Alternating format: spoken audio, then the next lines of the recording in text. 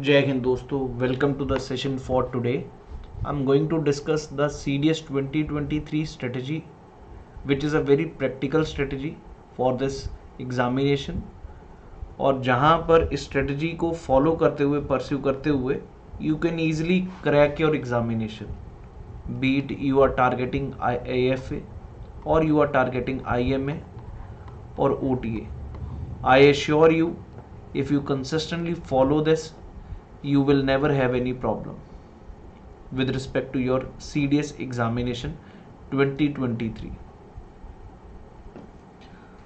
तो पहले एक चीज़ समझना ज़रूरी है जी. लेट सपोज हम अक्टूबर 1 से तैयारी शुरू कर रहे हैं, अक्टूबर 1 वीक से.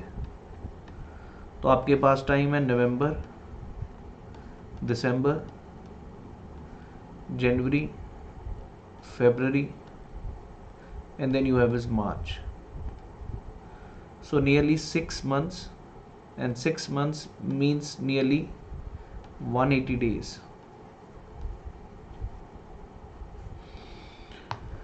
180 days में हमें कवर करना है जो लोग CDS का पेपर दे रहे हैं, specially for those guys who are appearing for IMA and AFA.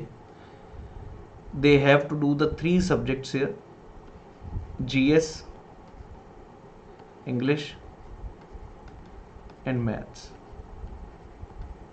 And for those who are appearing for OTA, they have just 2 subjects, GS and English.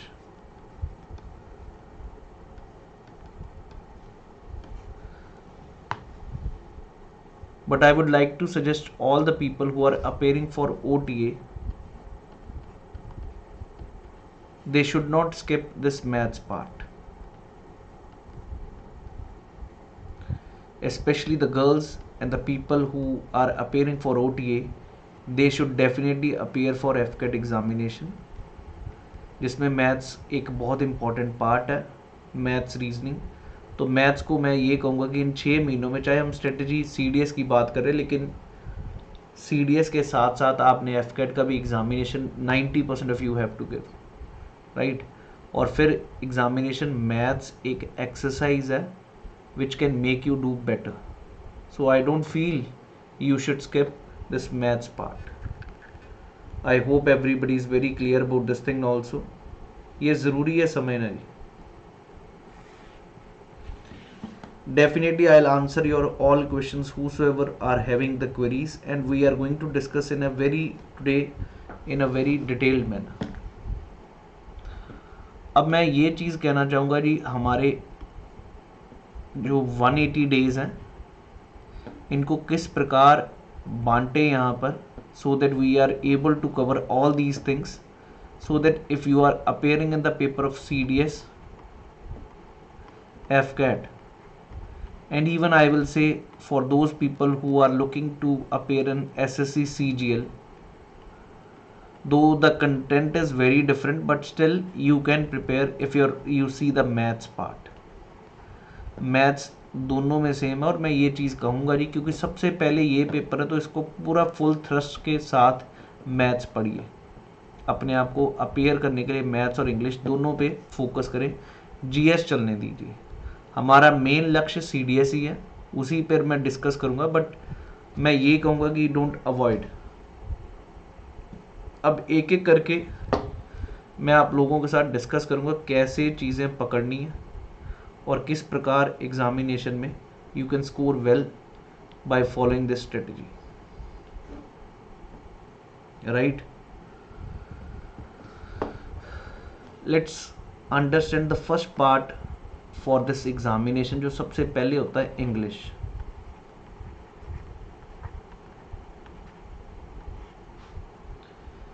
पहले होता था कि सिर्फ GS डायनेमिक होता था. It used to be like general studies is dynamic. Now English is every time giving you a new dimensions of the paper. और मैं ये चीज़ बिल्कुल कहना चाहूँगा, जिसने एक बार ही अच्छे से फुली प्रिपेयर कर लिया English, he cannot go wrong in the paper. उनके पेपर में कभी मिस्टेक्स हो नहीं सकती, उनका पेपर में स्कोर बाकियों से कम हो नहीं सकता. अगर पेपर रेंज चेंज कर रहा है, लेकिन ये चीज़ समझनी पड़ेगी, सभी के साथ हो रहा है और ये रिलेटिव है।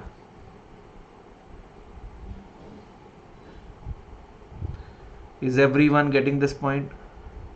So we need to understand what exactly English is to be required and how it is to be prepared. English का अगर पार्ट बांटू, एक ग्रामर है, एक वोकैब है और एक रीडिंग पार्ट है, जिसमें अगर मैं बात करूं तो मोटा मोटा तीनों एक बराबर है। मोटा मोटा तीनों बराबर बराबर के, अगर हम बात करें 120 क्वेश्चन है तो 40 यहाँ से बन रहे हैं, 40 यहाँ से बन रहे हैं और 40 यहाँ से बन रहे हैं। यहाँ पर वो जम्बल्स, पैरा जम्बल्स और कॉम्प्रिहेंशंस। वोकैब में confusing words, synonym, antonyms, idioms, they ask you the things, and then grammar. Close test, mistakes, error detection, close test, ये सारी चीज़ें। अब यार इसके लिए normally what people do, that also I am going to discuss, and how you can do better. Normally what people do is like they give most of the time to grammar part. They skip this part, they don't at all prepare for this part, because उनको लगता है ये prepare करना ज़रूरत ही नहीं है, वहाँ पर सीधा पेपर में बैठेंगे, कॉम्प्रिहेंशन हो जाएंगे और ये भी हो जाएंगे, ordering of sentences, para jumbles jumbles सब कुछ हो जाएगा। और वोकैब का पार्ट के बारे में हम पूरी तरह छोड़ चुके होते हैं। मैक्सिमम पार्ट, मैक्सिमम जब भी हम प्रिपेयर कर रहे हैं इस पे फोकस कर रहे हैं, इसमें कोई प्रॉब्लम नहीं है, that is true, you should. Tenses हमें आने चाहिए, वर्ब, एडजेक्टिव, ये सब आने चाहिए, लेकिन ये भी समझना पड़ेगा कि आप इसमें 100% कभी ले नहीं सकते एरर डिटेक्शन में, हमें बाकियों पे भी फोकस करना पड़ेगा। जो ग्रामर पार्ट है इसको आप मैक्सिमम से मैक्सिमम 1 महीने में पूरी तरह अच्छे से प्रिपेयर कर सकते हैं।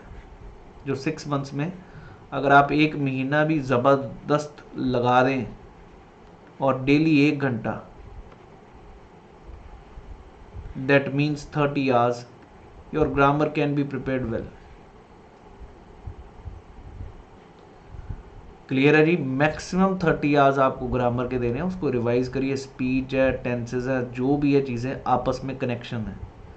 अगर आप इसमें सोच रहे हो कि मैं 6 से 6 महीने इसी में लगाता रहूँ या लगाती रहूँ, then you are going wrong. You have to utilize this grammar. सबसे पहले ग्रामर ही पकड़ के ख़त्म करिए, और वोकैब का पार्ट और रीडिंग का पार्ट ये हैंड इन हैंड दोनों इकट्ठे चलने चाहिए। वोकैब और रीडिंग का पार्ट दोनों इकट्ठे चलने चाहिए आपके प्रिपरेशन में, और उसका सही तरीका है एक newspaper reading, 1 good magazine reading. Reading has to be part of your preparation, which will not only enhance your vocab and reading, but it will also enhance your grammar part. तो इस part को हमें सबसे ज़्यादा importance देना पड़ेगा इस paper के हिसाब से, न्यूज़पेपर को। 6 महीने का टाइम आधा साल है जी। It's not a small time, it's a good amount of time, big time for you to go for this examination very extensively, and yes, it can be done.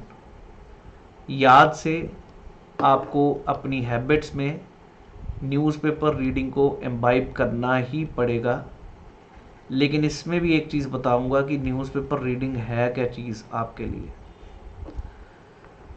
Some of you people, like whenever you read the newspaper, you just read it for the sake of entertainment. It's not for your knowledge part. That is the problem. You read lot of news, like whatever things are positive and negatives happening on all these things, but to be honest, that's not a newspaper reading. That's just you are passing your time. वो चीज़ नहीं करनी जी। हमने prepare करना अपने English के part को, और हमें स्कोर करना पेपर में। तो उसके लिए तुम्हें वहाँ पर कॉन्शियस होकर पढ़ना पड़ेगा, कैसे पढ़ना पड़ेगा वो भी चीज़ बात करूंगा जी। सबसे अगर आप न्यूज़पेपर का बोरिंग पार्ट अगर आपके हिसाब से मैं बताऊं, and that is editorial. If I am wrong please tell me, अगर आपको ये सही लगे जो मैं चीज़ कह रहा हूँ, ईमानदारी से बात करिएगा। एडिटोरियल पार्ट जो है वो सबसे ज़्यादा बोरिंग है एक आम बंदे के लिए जो न्यूज़पेपर खोलना शुरू करता है और पढ़ना शुरू करता है। लेकिन यही सबसे इम्पॉर्टेंट पार्ट है for a student, one who wants to learn English, one who wants to understand the paper, one who wants to prepare for the examination and who want to prepare for English. The most important part is editorial, and that you will see is most of the time skipped from your preparation. आप newspaper में editorial के अलावा बाकी सब मसाला पढ़ना शुरू कर देते हो, कभी कुछ कभी कुछ, और वो मसाला इस हिसाब से लिखा जाता है where they don't use any words, that is not it's just a report. It's not going to be like the one which is required for your comprehensions, which is required for your ordering of sentences, which is required for your understanding. याद रखिएगा, आपने opinion editorials को पढ़ना शुरू करना, सबसे पहले अखबार उठाते ही पहले इनको पढ़ना, ये सबसे पहली ज़रूरत है। अगर आप लोग मेरी जो मैं बात कर रहा हूँ आप एग्री कर रहे हैं, आप अगर कोई पढ़ भी रहा न्यूज़पेपर, आप लोगों ने ये चीज़ ऑब्जर्व भी की होगी, आप न्यूज़पेपर में एंटरटेनमेंट ढूंढते हो। You don't feel like looking for the studies part which is important for your paper, and that is basically editorials, because it gives you social aspect, political aspect, economic aspect, और ये जब पढ़ते हो तो आपका एक अच्छे लेवल का अंडरस्टैंडिंग बनता है ये चीज़। इसी एडिटोरियल को जब आप पढ़ते हो, you have to mark the words for your vocab part, underline करने होंगे वर्ड्स को, एंड सर्कल करना होगा जो जो वर्ड्स आपको नहीं समझ आए। There will be a time like editorial आपको एक बारी रीडिंग करने से समझ भी नहीं आया होगा, it is very normal, you have to be conscious. आप एडिटोरियल जब पढ़ रहे हो आपको कुछ समझ भी नहीं आया होगा, but then again you have to read it 2 or 3 times again. जितनी बारी वापस एडिटोरियल पढ़ोगे उतनी बारी अच्छे से आपको चीज़ें समझ आएंगी। और ये बार बार पढ़ने से ये नहीं कि आपको हमेशा बार बार पढ़ना पड़ेगा, पहली बारी दूसरी बारी ये चीज़ होगी आपके साथ, हफ्ता होगा 21 दिन होंगे ऐसे कि जब आपको एडिटोरियल्स में थोड़ा सा प्रॉब्लम आएगा रीड करने में, it will consume your time, but after 21 days आपका एडिटोरियल में स्पीड बन चुका होगा और आप रोज़ का रोज़ ईजीली पढ़ पाओगे। आपको ये समझ आएगा कि मेरे को एडिटोरियल में देखना क्या, कंटेक्स्ट क्या है वो भी समझ आ जाएगा फास्ट रीडिंग से। आपको ये भी पता चल जाएगा क्या इंपॉर्टेंट है क्या नहीं, कौन से वर्ड्स कहाँ पर कितने इंपॉर्टेंट है, ये सब चीज़ें आपको समझ आनी शुरू हो जाएंगी जब आप लगातार एडिटोरियल्स पढ़ना शुरू करोगे। And again mark my words, the ones who are good in English they are doing this thing. And again आप कोई ना कोई सेल्फ हेल्प बुक्स को भी साथ साथ पढ़ना शुरू कर सकते हैं। There are lot of books which are available in market which are really make you understand, make you realize what is to be prepared, how the things are to be done, right? तो ये चीज़ में भी कभी मत घबराइएगा जी। कोई भी book अच्छी, atomic habits आपने बहुत बार मैं बता चुका हूँ जेम्स क्लियर की, पढ़ के मज़ा आएगा। कुछ और बुक्स हैं, subtle art of not giving mark Benson की, उसको पढ़िए। बुक्स पढ़ना शुरू करिए, जितनी जल्दी बुक्स पढ़ना शुरू करेंगे उतनी जल्दी आपका हैबिट बनेगा और उतना इजीली आपका वोकैब अच्छा बनना शुरू हो जाएगा। और जब आपका स्ट्रॉन्ग वोकेबलरी होगा, your things will become more easy. And mind it, English requires this. ये आपने 6 महीने लगातार करना है, ये आपको SSB में भी हेल्प करेगा, ये आपको आपके रिटर्न में भी हेल्प करेगा. So there is no way that you can skip this part. I know आप सभी को शॉर्टकट्स चाहिए कि मेरे को वोकैब ये चीज़ें पढ़नी ना पड़े, ये कुछ भी ऐसा, but that is the requirement of this examination at this moment. So don't skip it. You have to read it, you have to work on it. Am I clear to you? So this is the things which I need to suggest you people, start reading. Otherwise हर बारी आपके attempt निकलते जाएंगे और English में आप score नहीं कर पा रहे, and because of that you are not able to qualify the exam. ये एग्जामिनेशन SSC की तरह नहीं है, CDS है, तो CDS की स्ट्रेटेजी बनाइए, राइट. वोकैब की अगर मैं बात करूं तो वोकैब कहीं ना कहीं आपको प्रिपेयर पहले दिन से होनी शुरू हो जाएगी. जो अखबार में वर्ड दिखता है जो आपको नहीं समझ आ रहा, उसको साइड पे कॉपी पे एक नोटबुक बना के उसका एक बुक बनाइए. Keep on working. मैं बार बार कहूँगा, आप सिर्फ ये 21 डेज मेरे साथ करिए. न्यूज़पेपर पढ़िए एंड सर्कल करिए, वर्ड्स को लिखिए और हर वीकेंड पे उसको रिवाइज करिए. आपको अपने आप आउटपुट में इजाफा मिलेगा, आपको दिखेगा यार फर्क पड़ रहा कि नहीं. सिर्फ आपसे एक ही रिक्वेस्ट है, give 21 days the way I am telling you. After that it's on you.